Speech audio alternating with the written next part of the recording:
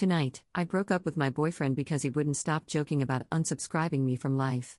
Posted by you/Chuck Knows. During our first few weeks of dating, he joked uncomfortably often about murdering, dismembering me, and disposing of my body. Maybe, out of context, I'm being dramatic? He's very sarcastic and has dark humor. But to me, it wasn't funny and caused me anxiety because I know the statistics. I talked to him about this.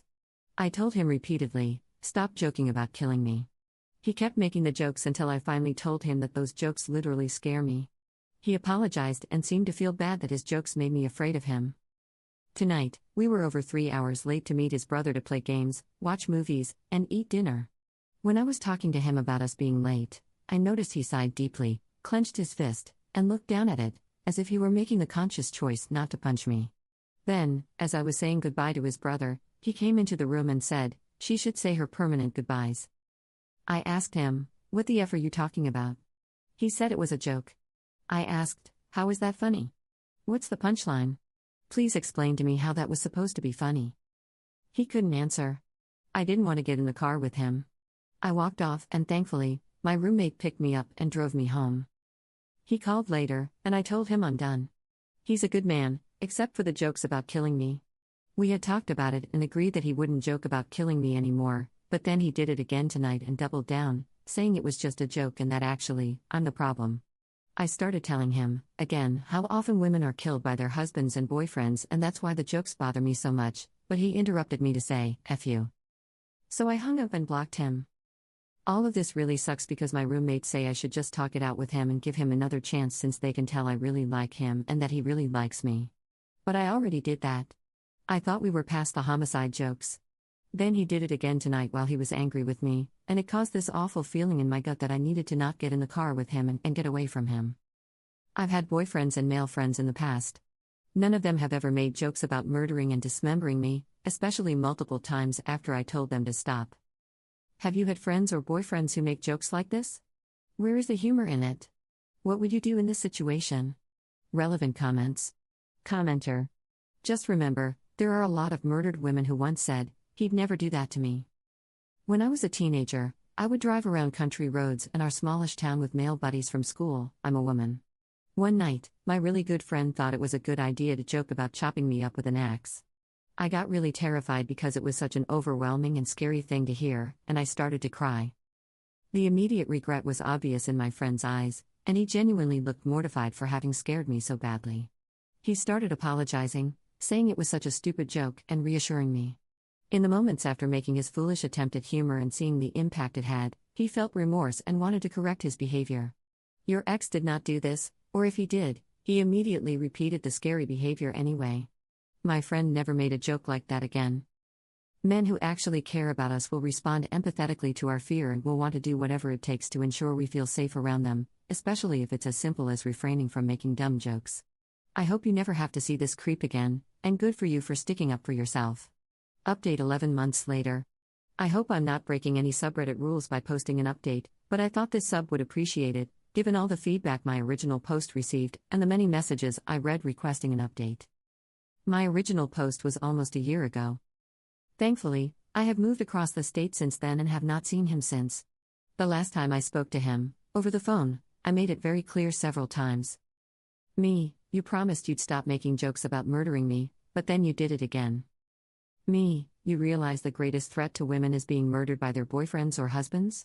They are most likely to be killed by men they know. Him, hey, up, F, you. So I hung up.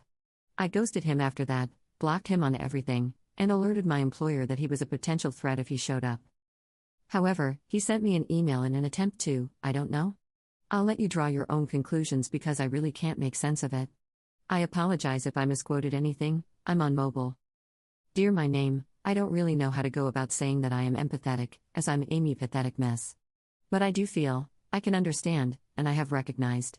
My actions have consequences, clearly. I thought I was being reasonable. I gave you time and space. I wasn't sure how long I needed to wait or if I should just do nothing. But I didn't even know you had blocked me until today, as I had not called and had only texted that first day, expecting nothing back. Yet now, I understand, I should have known. I tried to call you tonight, though, despite my better judgment. That's when it hit me hard. It's been almost 2 weeks. I know you don't want to be in a relationship with me, but I wanted to end this civilly, at least, I had hoped. On terms we both could live with, amicably, or me, since I didn't have a choice. That terrible night was booze-ridden and, unfortunately for me, the end of us. I didn't get a chance, but I made my choices, and I was cut out of you like the cancer I became, regardless of how much I remember, since my memories were cut down by Irish whiskey and I, hazed, unfocused. You ghosted me, now I know how that feels, as I have done that to others. I deserve this. It's interesting because you once mentioned that I never had to change my number in my last relationship over 5 years ago because all I needed to do was block them. Damn, history not only repeats itself, but it can be really ironic.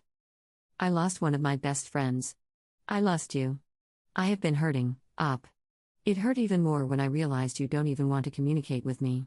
I would ask why, but I know, it's because you hate me. What you think of me? What you think I am? Who likes Andrew Tate?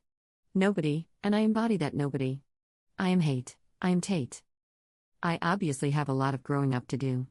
I was not aware of just how much. I do not regret you or the experiences we shared, which were awesome and different from all the treasures I had experienced with another soul. We had so much in common, and yet the few things we didn't became a shadow that blocked our light, your light. I regret not realizing that perhaps I was just not ready. You are so beautiful and awesome, up, and I hate that I hurt you in any way, especially since you deserve so much love, and instead, I gave you fear. You, however, only gave me happiness. You made me feel wanted, so much so that it blindsided me. I haven't been that happy in a very long time, and maybe that's why I fell for you so hard and so fast, because I had been in the dark for years, and your essence got me as high as a kite. I could see the sky for once. I was flying. I had been grounded since I lost my wings a few years ago, and it showed. I started sinking in the sands of time, in bottles, in gates drowned by my fears. My brother lost a friend because of me. I lost because of me. I may be a good person who does bad things, but I did a bad thing to a good person. It scares me to think that when we do, and it will inevitably happen, as it's a small town, run into each other, you will fear me. And I will fear you. I don't want that. But I made my grave. And I suppose I need to sleep in it. I will not call you again, as I did tonight, as much as I want to. You can always call me, but I know that's about as real as my dreams coming true. I have respected your space. I haven't tried to suffocate it or breathe your air. I just wanted to bury myself with a little dignity today, considering that I must be public enemy number 1. I'm embarrassed to admit that running into your roommates or even co-workers makes me feel uncomfortable. That I did, to myself, and to you. I'm sorry, Op. I don't know what else to say. I know you will find someone, sooner or later, who will treat you with respect and make you feel loved. I am not him. I failed. But you will have that. As much as I don't want to think about it. And you deserve it, as much as I didn't commit to that. I know you think I don't love you. You can ghost me, you cannot respond, I don't think you will anyway. Maybe you won't even read this, which is okay. I needed to say my piece, to rest at sea. But you can't take away how I felt, or how I feel at all. Maybe that was the problem, I was too much. You thought I was just a blip in time anyway. And now, that blip can finally sink, in time. Edit. Thank you for all the support. I love this sub. There's no way he will ever hear from or see me again. Now I live in a new town, a new home, and with a great man who respects and appreciates me. Relevant comments. Commenter. People are talking about this man being a sociopath, psychopath, or narcissistic. To me, he just sounds like a typical guy trying to verbalize his emotions for the first time. I don't know how old he is, but it reads like the letters my first boyfriend wrote when he was 20. Trying to be poetic and funny but failing at both, just word vomiting emotions without fully understanding them. Yeah, that's just a normal dude learning that his actions have consequences for the first time. Op's response. He's like 40.